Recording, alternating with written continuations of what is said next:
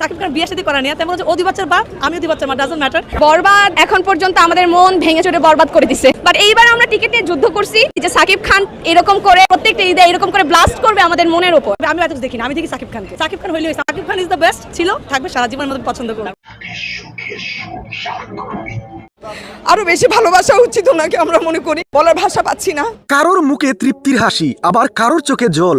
বরবাদ নিয়ে আসলো সাকিব, বসেছে কান্নার ডল। প্রিয় ভিউয়ার্স, এই ঈদে সাকিব খানের বরবাদ এসে যেন সবাইকে বরবাদ করে দিচ্ছে।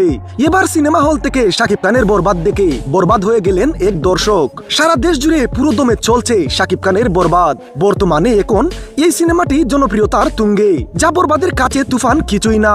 এবার সাকিব খানের বরবাদের শেষের দৃশ্য দেখে চোখের পানি ধরে রাখতে পারলেন না এক দর্শক। সিনেমা হল থেকে বেরিয়ে এসে তিনি বলেন, শেষের অংশটি দেখে কলিজাটা ফেটে যাচ্ছে আমার, বাসা হারিয়ে ফেলেছি আমি। বরবাদ দেখতে এসে আমি নিজেই যে বরবাদ হয়ে যাব ভাবতে পারিনি। প্রিয়তমা দেখেও এতটা কান্না পাইনি যতটা বরবাদ আমাকে কাঁদিয়েছে, যা আমার চোখের জলেই তার আসল প্রমাণ। দর্শকদের উদ্দেশ্যে তিনি আরো বলেন, এই বরবাদ সিনেমাটি সবার দেখা উচিত এজন্যই যে ভালোবাসা আসলে কি তা বরবাদ দেখে আপনারা বুঝতে পারবেন। তাই প্রিয় ভিউয়ার্স, বরবাদ সিনেমা আপনাদের কতটা বরবাদ করে দিতে পেরেছে, লাইক কমেন্ট শেয়ার করে জানিয়ে দিন আপনার মতামত।